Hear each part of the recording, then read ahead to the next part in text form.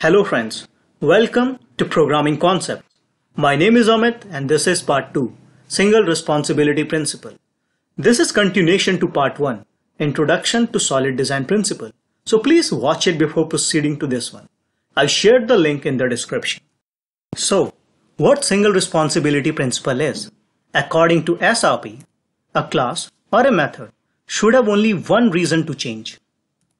Or you can say that a class or a method should have only one single responsibility. And here I'm talking about class and method both. Together these two statements creates the foundation of single responsibility principle. Sounds really simple, right? However, in reality, it's a lot more complex as it sounds. To make it right, whenever you are designing an application, ask to yourself, what are the different functionalities I need to implement?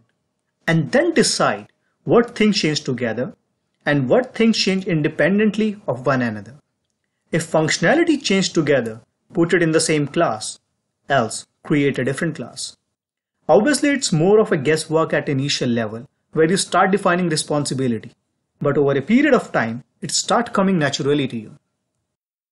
Alright, let's move on to the benefit of implementing this principle. If you create your classes and method considering SRP, your code will be easier to understand. When a class only have one responsibility, its interface usually have small number of methods and the chances are very high that all those methods are self-explanatory. Another benefit is maintainability. The more complex your code is, the more error-prone your code will become. Due to its readability and less responsibility on classes, it will be easier to maintain your code in a longer run. Testability.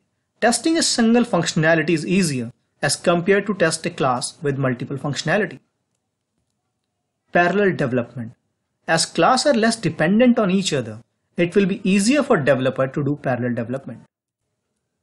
Reusability. If a class has multiple responsibilities and only one of those is needed in another class, then the other unnecessary responsibilities hinder reusability. Having a single responsibility means the class should be reusable without modification. Let's see how we can implement this in a project. Consider we have a below project requirement. Application should be able to add employee, delete employee, and with every add and delete, one email should be sent.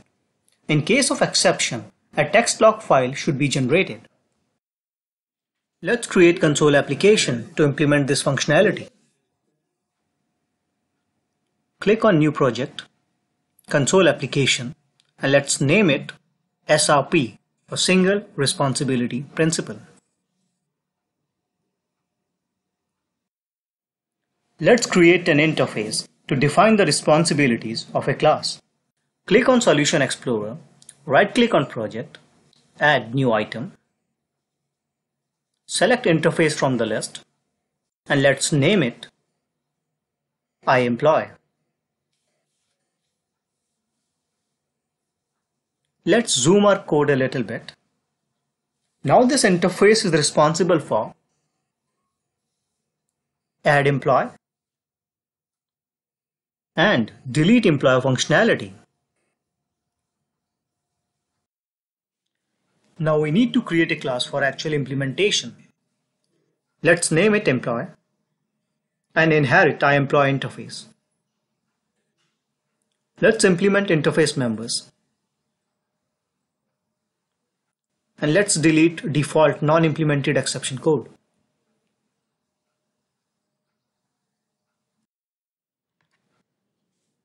Now here you have to write your code.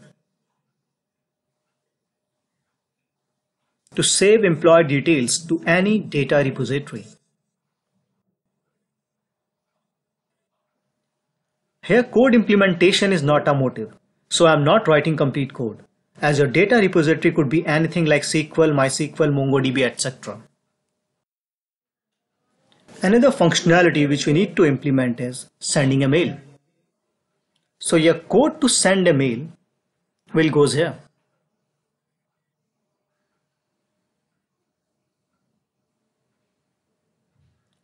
Let's write a dummy code to send a mail.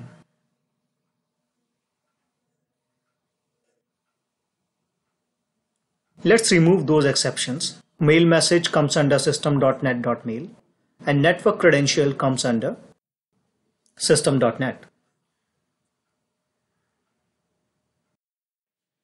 Last thing which we need to implement is log exception. Let's implement try and catch block.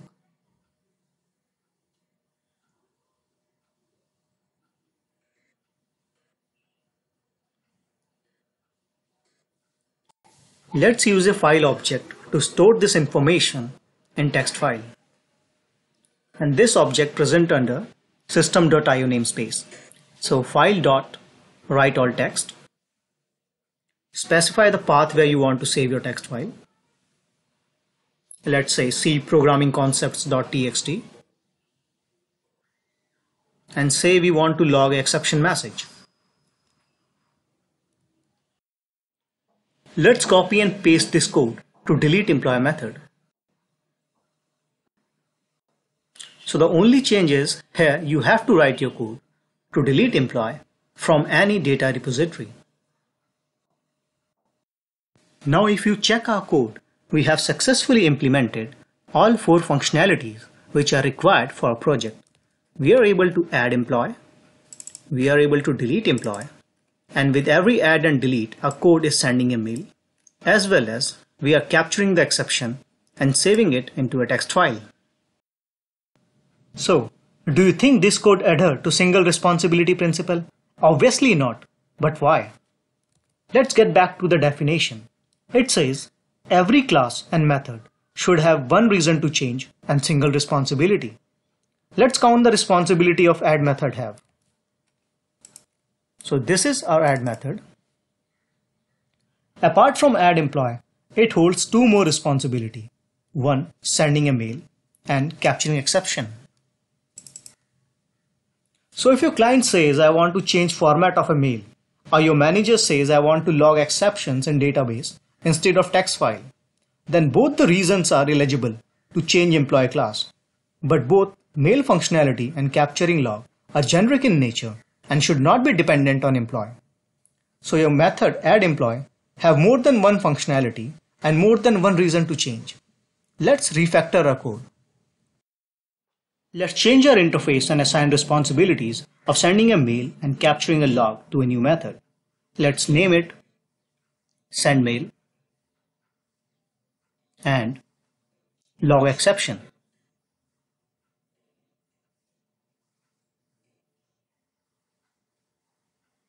Let's implement these 2 methods in employee class.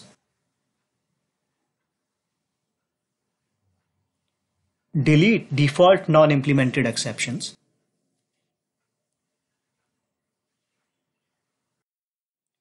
Let's implement log exception functionality. Copy and paste this code and place it into a log exception method. Now copy and paste sendMail functionality within sendMail function. Implement try and catch block.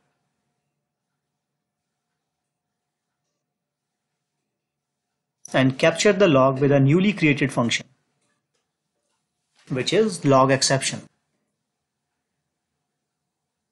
Now implement similar thing in delete employee.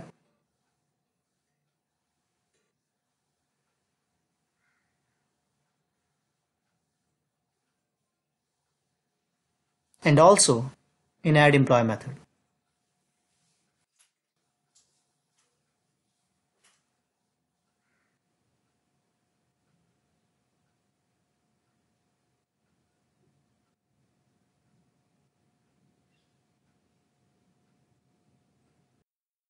Now if you see each method in this class adhere the single responsibility. But according to definition, our class and method both, remember both should be responsible for single responsibility. But in our code, only methods are taking care of this, not our classes. Let's refactor our class as well. Let's remove the unnecessary functionality from our employee interface. Let's create a new interface, iLogger. Cut signature of log exception from myEmployee and paste it into a iLogger interface. Similarly for sendMail, create a new interface iMailer. cut the signature of send mail from iEmployee and paste it into iMailer interface. Let's create a class, logger, and that will inherit from iLogger interface.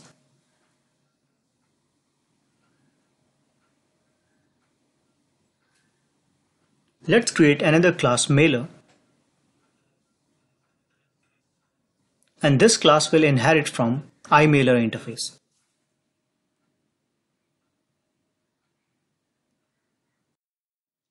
Let's implement the functionality of logger class.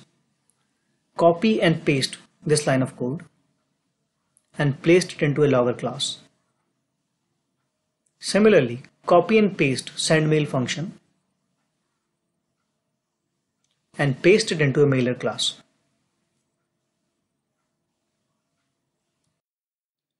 Let's see how we can use them in our employee class.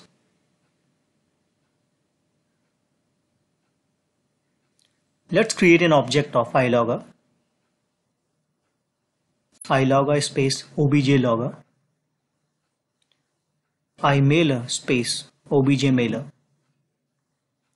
Let's create constructor of employee class and allocate memory to both the object with new keyword.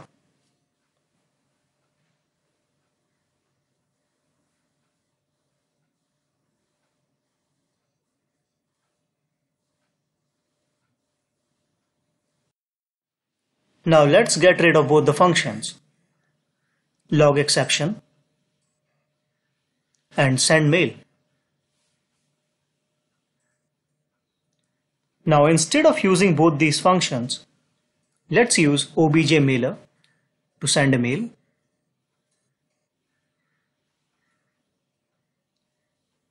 and obj logger to log exception.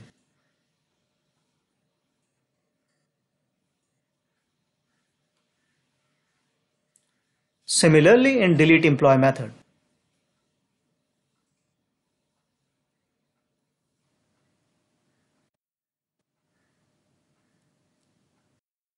Now if you see, this project adheres the single responsibility principle.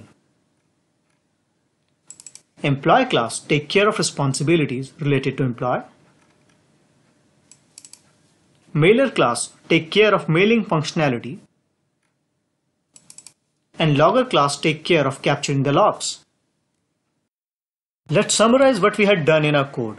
First, we create an employee class where send mail and logging functionality was written within add employee and delete employee method. But that violates the principle of SRP, as methods cannot have more than one responsibility.